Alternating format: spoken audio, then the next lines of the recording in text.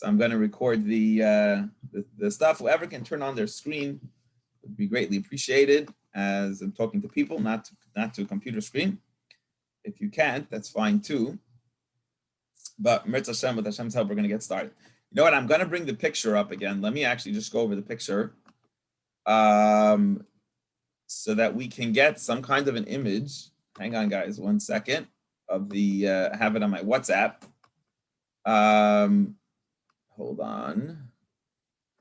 And we will show on the class WhatsApp, just to go over the picture, because today we're going to be talking about the krushim, the beams that basically made up the main structure of the Mishkan. So again, we're continuing to describe the beams and the sockets and all that kind of good stuff in today's lesson, as we learn about the stuff. We learn about exactly the way the Mishkan looked. So let me share that over here. Let's see if my WhatsApp is opening. Okay, daily class, daily Chumash and Tanya class. Okay, so I believe I had the picture yesterday. Let me see if I can find it. Yeah, right here. Okay, so you'll see it's in the Chayenu booklet.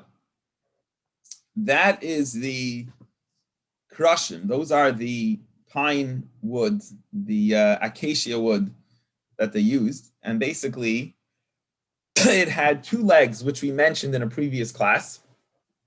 The two legs on the bottom, I believe, if I remember the dimensions correctly, we'll see that soon. I believe it was 1/4. Each leg was 1/4 of the beam. Okay, so you had 2 quarters, 2 1/4 of the bottom of the beam. So we're going to dig out an amma, 1 amma. So the whole beam is 10 ammas. We're going to dig out 1/10 from the bottom and leave sticking out 1 amma long, 2 feet coming out of that beam. And that beam is going to go into like cinder blocks. You know how like there's cinder blocks with 2 holes and there's cinder blocks with 1 hole. These are like cinder blocks with 1 hole. So every beam needs 2 silver. Obviously they're not cinder, they're silver. Every beam is going to require 2 silver sockets to sit on it. The Chumash will see today that it's going to have to be really made very professional, very detailed correctly, because like, for example, it has to be flush. So in order for each of the sockets, obviously need to be made perfectly in a mold, however they made them.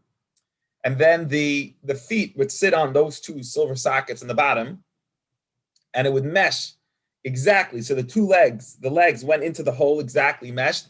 And when you put the 2 sockets together, the wall of the beam fit up exactly with the socket, because if it was protruding a little bit, it wouldn't sit right next to the beam right next to it, and then there would be holes in the tabernacle, there would be holes in the Mishkan, and everything had to be exact. So when they chiseled out those little legs on the bottom, they had to chisel them out exactly right. So when it went into the socket and the beam that was sitting on it was flush, so that when you put the next socket and beam next to it, it would match up exactly without any holes. And if it wasn't flush, there would start being cracks and so on inside the tabernacle. Now, if you look on top, also we're going to learn about a verse today, that besides having it anchored down on the bottom by the legs, not anchored down, but the legs sitting in these sockets, which were an amma big, 1/10 of the beam, on the top was another system of rings, which they would make a hole very near the end of the beam, 1 finger breadth, it's going to say today actually. There was it was sliced, the wood was sliced with just enough room to hold this ring, and it was kind of like a clamp. So you would put the 2 beams next to each other. There was a split at the edge of each of the beams. You'd put the ring over the 2 beams, and then it would hold the 2 beams. So now the beams are held together from on top with these square rings going around the top. There's also the feet are obviously sitting inside the things on bottom. So it's held from on top on the bottom, but that wasn't enough. We had 3 more methods of connecting all the woods, these big beams, 3 methods of connecting the beams next to each other. So if you'll notice, at the outside of the beam, which was placed along the outside wall, there was a ring in the beam towards the top, and there was a ring in the beam towards the bottom. And they would stick the crossbar, okay? They would stick these crossbars made out of acacia wood, this palm wood, and it's going to be covered by gold actually, and they're going to run beams through the rings that are they're going to run rods, crossbars, through the rings that are on the beams I'm going to, but thereby connecting them all together. So now we already have 4 methods of securing it, right? We have the rings on top, we have the sockets on the bottom, we have 2 crossbars, one going on towards the top part, one to the lower part, and finally we actually have a hole drilled that we would make a hole through the middle of the beam and run a crossbar, not with a ring on the outside of the beam, but straight through the middle of these pieces of wood, of these beams, these large beams. It would run a pole straight through a hole. Each beam had a hole and just run a long bar straight to the whole thing. We'll learn a little bit about that today. So join me as we see in Hashem's Holy Torah, the way Hashem describes it for us, exactly how it was. Josh Bieber, it's good to see you. Just good to see you over here. All right, welcome. Okay. All right, so let's get started with the text. Hopefully everybody's enjoying all this architectural work. Like one of the things we're going to address today is how to make. Are you recording? I am. I believe I am. Yeah, it's not on Facebook, but I'm recording on YouTube. Should I put it on Facebook? I'll put it on. Is that what you're asking? I'll put it on Facebook. I feel a little bit like this stuff is so technical, like, but we need it. I'm going to put it on Facebook. Give me 1 second. Let me add. I'm going to put it right on Facebook. Give me 1 second, and I'll add it to Facebook too. Hang on 1 second, guys. Just while we're waiting. So like, because I know I built a sukkah before, and I built walls for my sukkah when I was a teenager in my parents' house. I built this really strong sukkah actually, and an architect drew up plans for this sukkah. It lasted till I think like last year. It made it for a very long time. Obviously, it did not a bad job in building the sukkah. I guess it was over 2 year. It lasted about 20-year more period, and the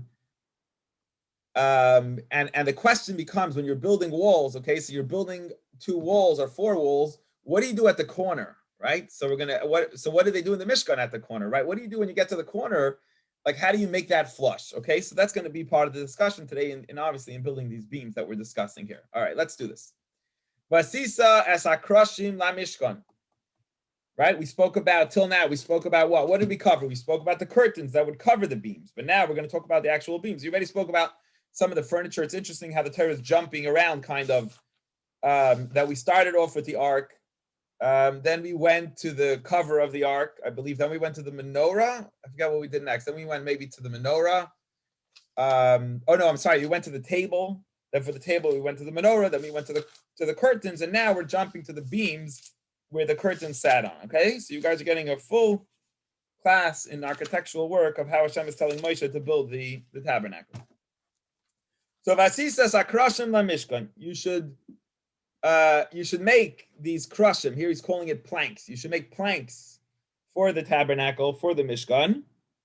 Atze shitim. And what wood do I want you to use? So here he uses the acacia wood.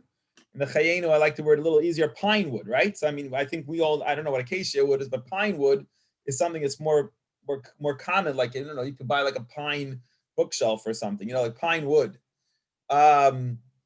Upright, and you should lay it up upright. So what does that mean, upright? Because I don't know if you ever saw how they would build log cabins. I believe I've seen this on YouTube. Log cabins in the old days, how they would like lay down one log on top of another. That was the way to build it. They would, I don't know exactly how they would keep it up. Maybe they would nail the log into the log under it somehow, and they would basically lay down. So Hashem is telling Moshe, no, I don't want the Mishkan to be built one log laying down. What's the word? I always get mixed up, horizontal or vertical. I think horizontal, right? What's the way to the width? You shouldn't lay it down one on top of another, but I want them standing up, erect, upright. I want them standing upwards and one next to each other instead of one on top of each other. And that's how the Mishkan will be built. Okay, so it's going to be now. Okay, so I want them like that. And no, another fascinating Rashi. Okay, this is a cool story that brings you some background.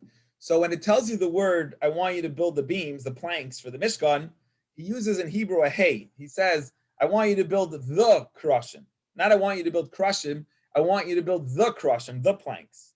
So by no other item does he say, I want you to build the in Hebrew. When you add the hey, it's like the famous planks. So the question Rashi addresses is, why in the world are the planks famous? I mean, what's so famous about them? What's significant about them? And Rashi shares with us, which I might have shared with you, I think I shared with the class before, a fascinating story, a fascinating background to these planks.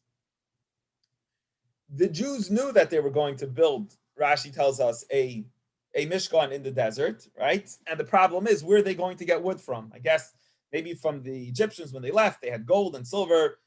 They had animals, perhaps got all the curtains from, but where are they getting wood from? And coming by wood in the desert is not a simple thing, especially these heavy, huge pine trees that Hashem is going to want them to build. How do they do it? And Rashi tells us that Yaakov Avinu, before he went down to Egypt, a long time ago, he was in Egypt and at Israel, and he was going down to Egypt because of the hunger. The Jews knew this was like destiny. Everybody knew already that God eventually was going to ask them to build a shul, the first home for Hashem. And somehow they knew that you needed to have pine wood there, and perhaps Egypt didn't have these pine trees that they needed. It was only in Israel, or where they were living at the time. So Yaakov, Rashi tells us that Yaakov had this vision in his divine prophecy, and he planted these pine trees in Egypt. And then when he passed away, he told his children that when they leave Egypt, they should carry together with them these pine trees, these pine woods. Because Hashem is going to command them to build a Mishkan in the desert from these. And he's going to want specifically pine trees, acacia wood, these pine trees. And they need to have pine trees. So when the Jews are traveling out of Egypt, they have loaded up wagons, the schlepping services. They had with them these pine trees. And that's why these pine trees are famous, because the Yidden, Jews, are schlepping them around. I guess wherever they go, not just are they taking their sandwiches and their lunch and their drinks, but they're carrying these pine trees. These are the pines. Oh, this is why we have the pine trees together with us, why we have to schlep these heavy, massive pine trees together with us, so that Home Depot should be right there when the time comes. We should have the wood we need to build. Verse 16. Now, what size? They were huge. They were massive. These are not, you can't pick these up in Home Depot. I don't know, the thickest you could get are maybe, when you come in, they have like the 4x4s that you build fences with, and those are pretty heavy pieces. Those are like 8x4x4. Those are pretty, they have like the railroad, I think they're called, like the railroad, those thicker beams. I don't know if you can get much thicker than that in the store. These were Eser Amis. They were 10 feet, 10 Amis, which is 15 feet. They were very tall. They're pine wood, right? They're 15 feet tall, 10 Amis, 15 feet tall. Oirach HaKeresh was the length of them, and they were massively wide. They were Amma V'chetzi. They were an amma and a half wide, which are an amma and a half is what, like 2.5 feet, let's say. They're 2.5 feet wide, and amma roicha v'keresh echad, and they were an amma thick, so they were 1.5 feet thick. They were huge.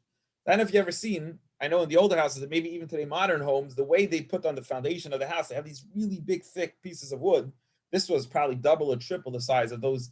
I know at Chabad, when they knocked down the building recently, they had those big, massive, huge pieces of wood, but these were significantly bigger than that, and they were made out of pine wood, and that is the length of the Mishkan. So now, by the way, based on this information that we're getting here, okay, that it's a amma and a half by an amma, or an amma and a half width, you can now figure out how big was the room, was the shul that Hashem wanted to build. How big was that first shul? Okay, so we're going to learn. We'll see shortly that there's going to be, I believe it is 20 of these beams, one next to each other, make up the length of this Mishkan. So 20 times 1.5, 20 beams times the amma and a half, end up being 30. So it ended up being 30 amos long.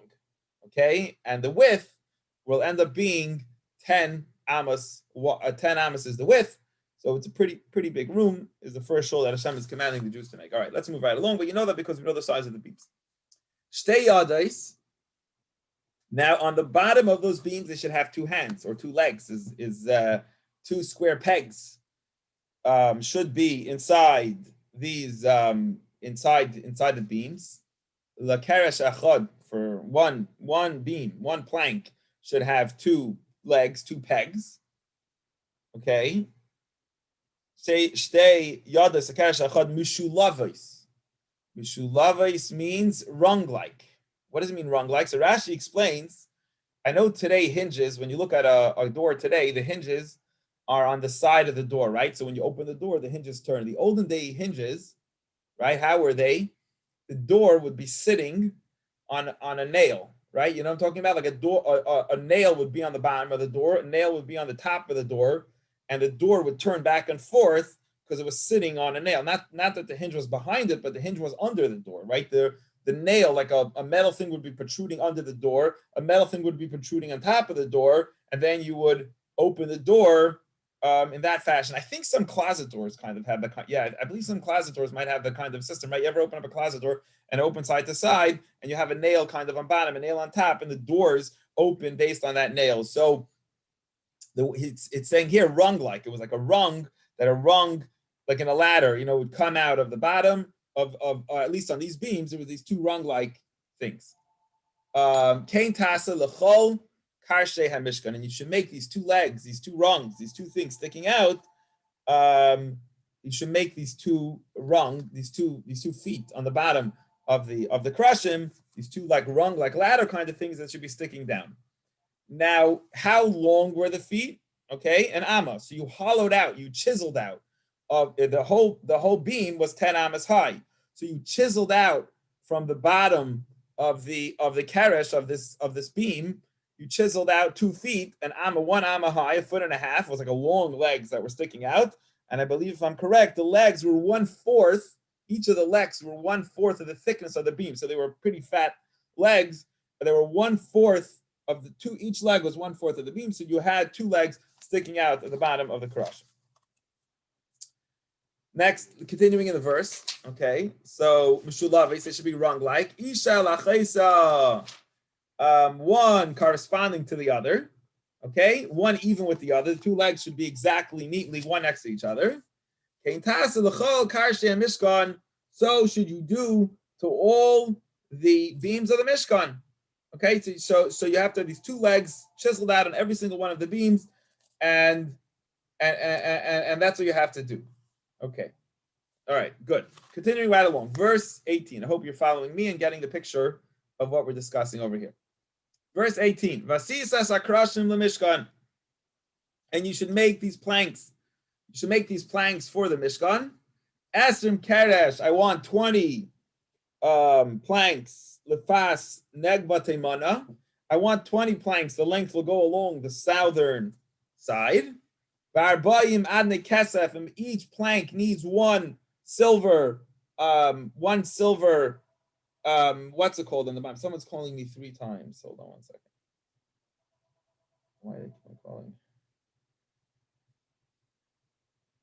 Okay, so you should make each of those beams should have 2 silver sockets on the bottom. So that means if you're having 20 beams, that means that there needs to be 40 sockets. Varbayim adne kesef, 40 silver sockets. Tachas esrim akeresh, under the 20 beams. Shnei adanim, because it's going to work out 2 sockets. Tachas keresh echad, under each single beam needs 2 sockets. So shtei adaisav, for each of its 2 hands that it has.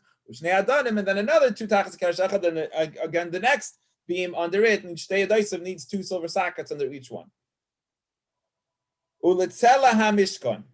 And for the second side, so that's all the southern side, to do the same things for the north side, right? Tzela Mishkan Hashem is the second side of the Mishkan. The Pas Tzafain to the northern side. Esrim Karesh, do the same thing, just copy the same thing. Here's the blueprints, and do that again on the other side. And again underneath them, Varbayim Adneim Kasset, there should be 40 silver sockets. Shnei Adonim Tachas Karesh Achad, 2 silver sockets under each single plank. Hold on 1 second. Hello. I'm just in the middle of a class. Can I call you back? Okay, sure, because all I need is a direction for the Zoom for tonight. No problem. I'm in the middle of a class. It's like 10, 20 people on the line with me. Okay. And 40 silver sockets under the beam, and 2 hands, again, 2 hands under each of the beams. So that's what you do now for the south and the north. But now that makes sense. It's not going to really change up much. But what's going to happen at the western northeast, the western side of the back side of the tabernacle? And we don't really need to discuss what's going to happen on the eastern side where the front door is, because it was just open. There was a door there. We're not discussing that now. We need to figure out, though, the western side. So good. We got the southern and northern sides, the 2 sides, the long sides, the length next to each other. But what's going to be in the western side? Uliyar Kisei Mishkan. Yama, and to the end of the Mishkan, which is the western side, that's the back side.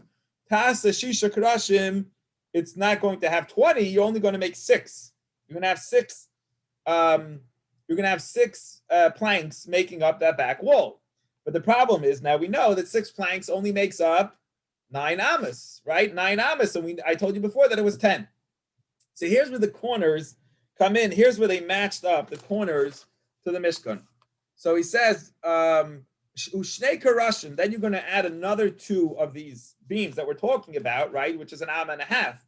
So how does that fit in here? Tasel mikzois hamishkan, you should make it for the corners, the yarkasoyim at its end, at the western side, at the end of the back wall, you're going to make another 3rd wall, which is going to be only 6 planks, which is going to add up to be 9 amas. So how does that work out? So he says like this. So Rashi explains to us right here. He says, if you make the calculation, each beam was an amma and a half. We so far have 9 amas. We have 6 beams, 6 planks up. 6 times 1.5 equals 9. So now that you're adding 2 more planks, you're going to have a half a amma. Half a amma of 1 plank still hanging in the middle, and a half a amma from the other side sticking in the middle, because you're missing 1 amma. So you're going to take a half of each plank. That's going to be left out in the open inside the room, the ear space of the room. But then there's still an amma left.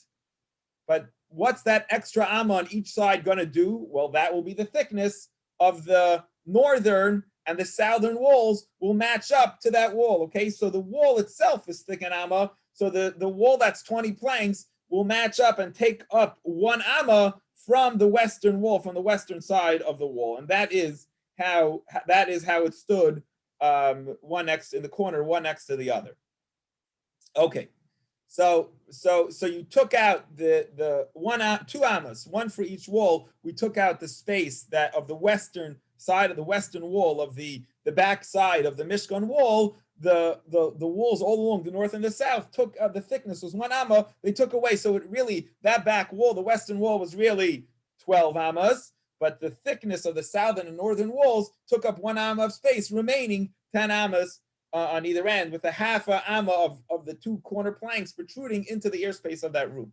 I think I'm doing a good job explaining. Hopefully it's clear to everybody that's with me. Let me just see your faces to make sure people are getting it. Am I making sense? Ira, it makes sense to you what I'm saying? Not so much? Okay. Josh, it makes sense what I'm saying? You're getting it. I could do a little show and tell here for you guys if you need. So basically, this is the western wall. It's smaller than my Chayenu, okay? So this is 12 amas. But this wall thickness is 1 amma. So when I match up one wall to the next, it takes off 1 of the 12 amas off the western wall, and the other wall takes off another amma off the western wall, and I'm left with 10 amas. Originally, it was 8 beams, which make up 12 amas, right? 8 times 1.5 is 12, and now I'm left with 10 because I used 1 amma of each space for the wall. I think it's pretty straightforward. Okay. We can go over again any questions you have to make it make sense. Ask me afterwards. I'm more than happy to try my best and explain. All right, next one, verse 24. And the bottoms of all these beams, okay, should be flush, meaning, and I explained this at the beginning of the class, if it's not flush, you're going to start having holes and things going on. Which means that the sockets had to be flush with the beams on top of them. They had to match up. The socket edge to the beam edge had to be flush, because if not, there was some space, then there would be cracks between the walls. So everything had to fit like a puzzle, had to be exactly correct. The beams had to sit right on top, flush with the sockets under them, and then it would sit right next to the wall next to it. And if anything would be a few inches off, an inch off, you would start having cracks in between the walls, and things wouldn't be able to match up. And therefore, the Torah is telling us, verse 24, it should be flush. The beam sitting on the socket under it has to be flush. There could be no space. It has to be sitting right next to it, that it looks like one wall, the sockets and the beam on top of it together. And where am I holding here? 1 second.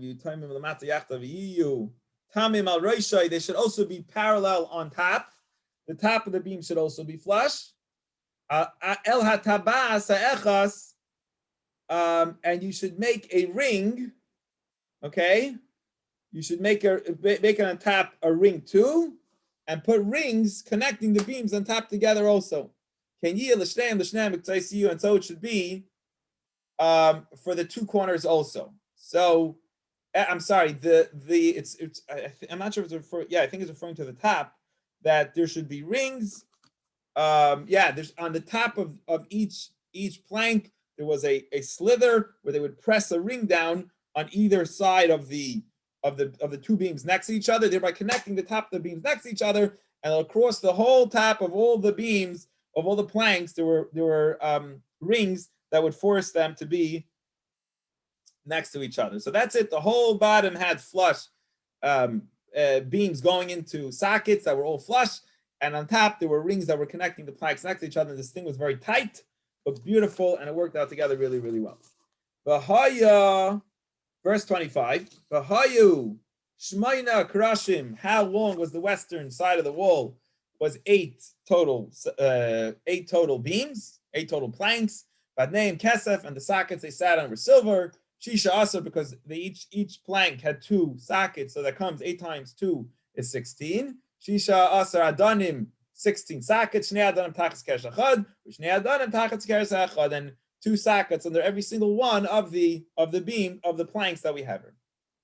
Now, it wasn't enough just to have this as support, sockets on bottom and rings on top. There was also 3-tier system of poles connecting the walls from the outside together on the external part of the walls. You should make rods, these rods of atishitim, also of pine wood, of acacia wood, of pine wood. Chamisha, how was the system of the planks? It had a total of 5. The karshet tzala mishkan echad, to one side, each side had a total of 5 rods to support it. How was there 5 rods? So let's just go over the measurements. The length was 30 amas. Okay? Instead of making, and they had a little hooks, these little rings along the outside of the planks towards the top, and also rings outside the planks towards the bottom. And they would stick 2 rods from either edge of the wall, and the 2 rods would meet up in the middle. So there was a rod support, another support system through the rings. I believe it says somewhere they were golden rings. I'm not even sure anymore. I think they were golden rings that when each of these planks had a ring on each of them, you stuck a rod through either side. The 2 rods would meet up. Each rod was 15 amas to make up a total of 30 amas. So those are the 2 rods on the top. You did the same thing on the bottom of the planks. You had a ring on the bottom of the planks, and then the 2 rods, 15 amas each, would meet up in the middle on the bottom of the planks. And that's so far how you get 4 rods on one side.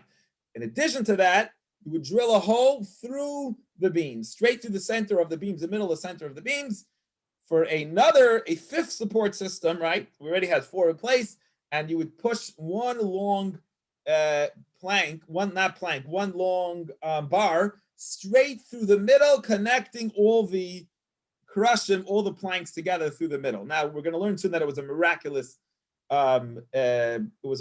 bar, because I believe that bar somehow magically turned and went in through the wall next to it, and through the wall next to it, even though it was a hard piece of wood, it was made from pine wood, we're saying, at acacia wood, still, that had the magical capability to keep on going, moving to the next one. But the bottom line is, forget about that for a moment. There are 5 rods, but really, it's really 3 rod systems, because 2 rods on the top that go through the rings are just 2 rods meeting up with each other. They're 15 each. Same thing as the top, and the same thing is on the bottom.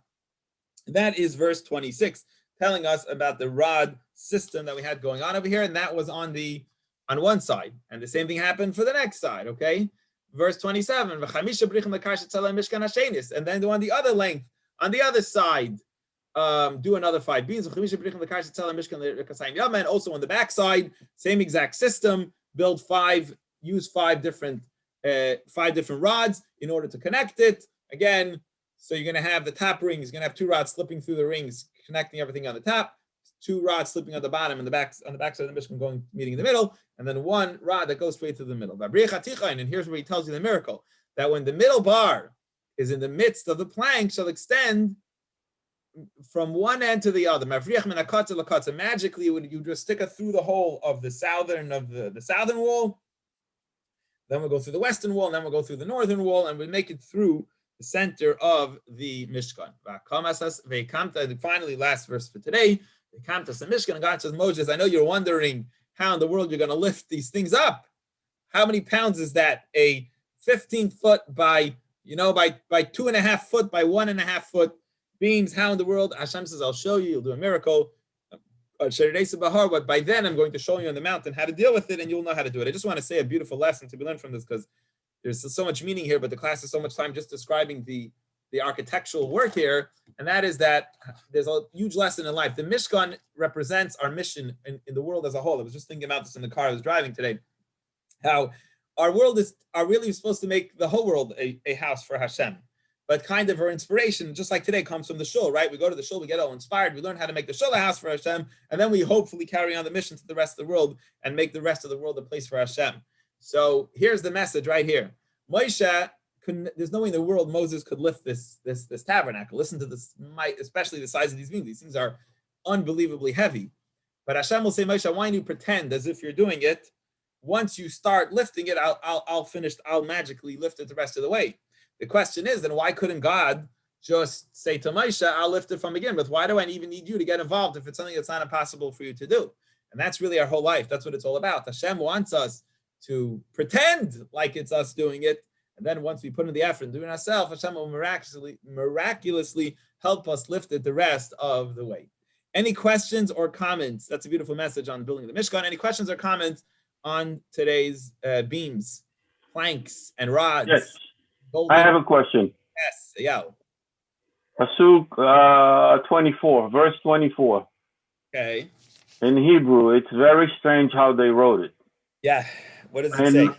Vayu Toamim. Be flush. Toamim. Vayu Toamim. So Toamim doesn't mean twins here. I mean, he translates it as match flush. It. Yeah, Toamim. No, flush. It should be flush. Rashi translates it as. Right, but even if they need to be flush, yeah. The writing is missing a yud in the Toamim. Is it? Okay.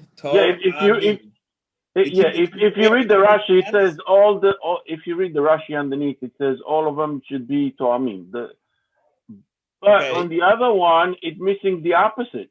It's missing the Vav and the Aleph, or just the Aleph if you wanna. Why is that? This is totally confusing. By the way, here Rashi translates the words different. I think Rashi translates it different. Rashi says a second time.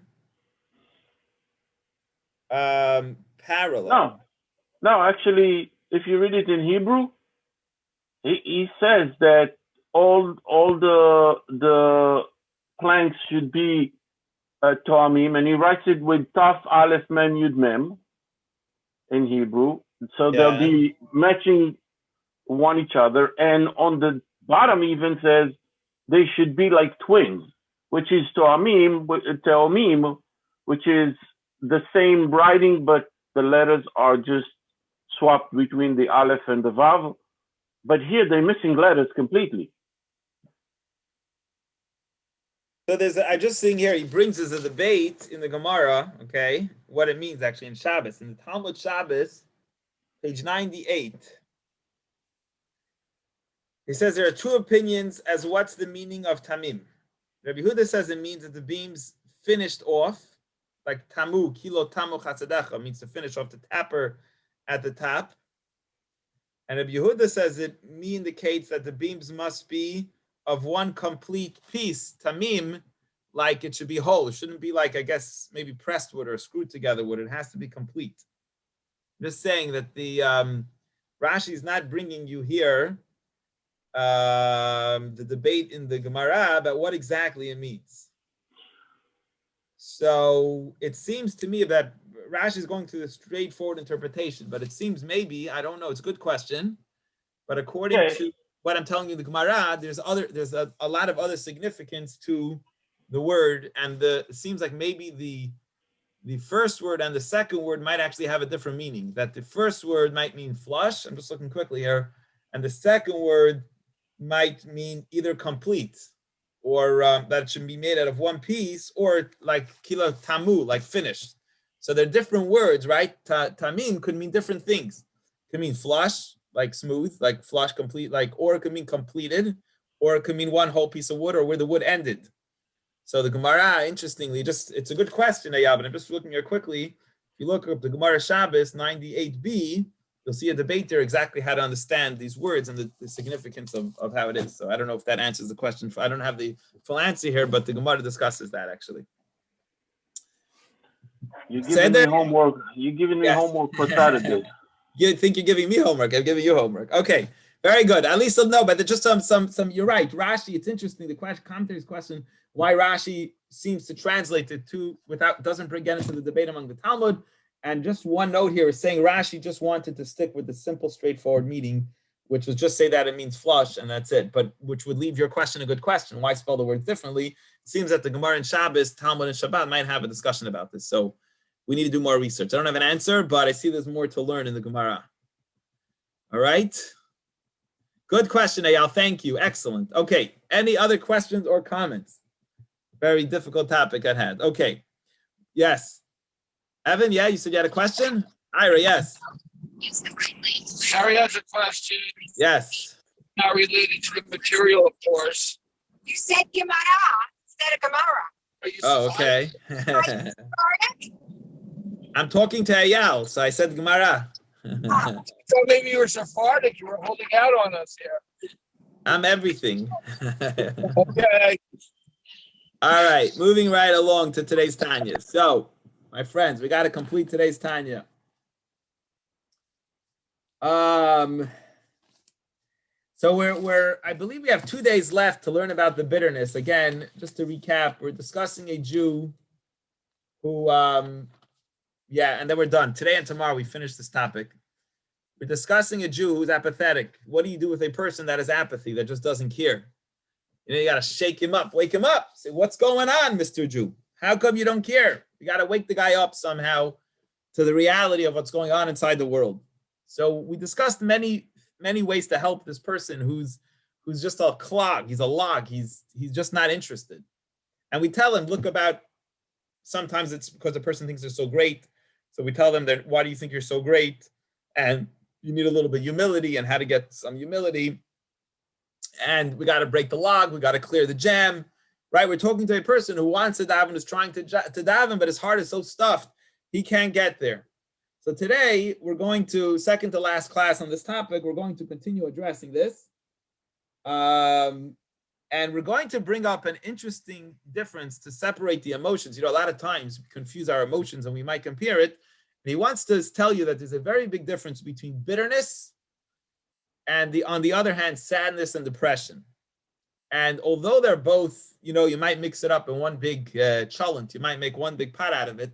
You're sad and you're depressed and you're saying, but you're bitter, but he's telling you in truth, bitterness and sadness are very different energies and very different kind of emotions inside the person. What's the key difference between the two? And that is that bitterness is like a frustration. You're like motivated to do more, right? I guess it's like the feeling when you hit rock bottom, you can either be then super motivated or you could give up, right? What do you do when you hit rock bottom? So you need to hit that. A lot of times rock bottom will get the person to motivate him in order to keep on working. So that's what we want to call as bitterness. So even when you hit a state of this feeling bad for what you did, bitterness is still an energy. It's a positive energy in a sense of growth. I'm bitter where I am, and therefore I want to grow.